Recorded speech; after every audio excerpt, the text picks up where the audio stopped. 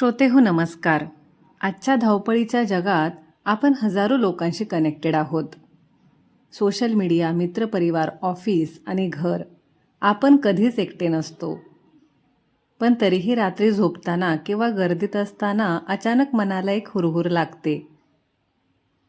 आपल्याला वाटतं मी किती एकटा आहे. पण मित्रांनो, तुम्हाला माहीत आहे का की एकटेपण आणि एकांत यामध्ये आभाळ जमिनीचा फरक आहे. एक तुम्हाला संपवून टाकतं तर दुसरं तुम्हाला नव्याने घडवतं. आज आपण याच विषयावर बोलणार आहोत.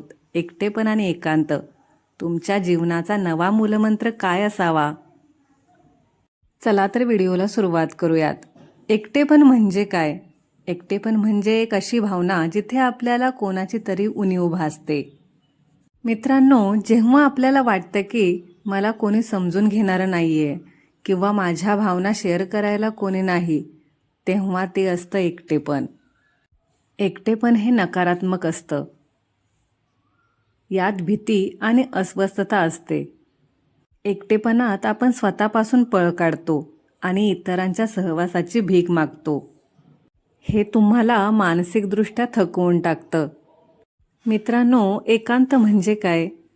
तुम्हाला जर माझे व्हिडिओ आवडत असतील तर नक्की लाईक करा. आता दुसऱ्या बाजूला बघूयात एकांत. एकांत म्हणजे स्वतःच्या सहवासात आनंदी राहणं. जेव्हा तुम्ही कोणाच्याही आधाराशिवाय स्वतःला वेळ देता, तेव्हा तो एकांत असतो.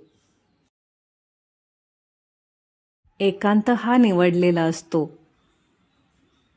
यात शांतता आणि सर्जनशीलता असते. मित्रांनो, तुम्ही एकांतात स्वतःशी संवाद साधता. जगातले मोठे शोध, महान कविता आणि विचार हे एकांतातूनच जन्माला आलेले आहेत. मित्रांनो, आता आपण पाहूयात एकटेपणाचे रूपांतर एकांतात कसे करावे. एकटेपणाच्या वेदनेतून एकांताच्या आनंदाकडे जायचे असेल तर हे 3 मंत्र तुम्ही लक्षात ठेवा. मित्रांनो, पहिला मूलमंत्र आहे स्वतःचे मित्र बना. स्वतःशी बोला. तुम्हाला काय आवडतं, काय नाही याचा विचार करा. जेव्हा तुम्ही स्वतःला आवडायला लागता, तेव्हा कोणाचीही कमतरता जाणवत नाही. दुसरा मूलमंत्र आहे छंद जोपासा.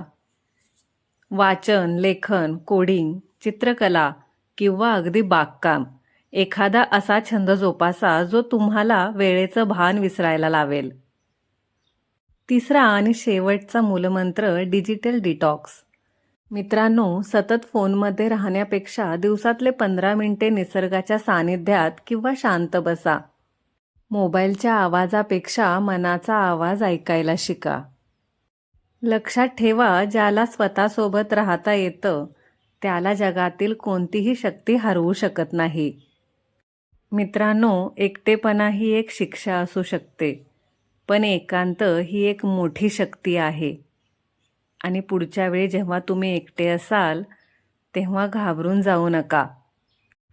स्वतःला सांगा, मी एकटा नाहीये. मी माझ्या स्वतःच्या उत्कृष्ट सहवासात आहे. मित्रांनो, हा विचार तुम्हाला कसा वाटला कमेंटमध्ये नक्की कळवा.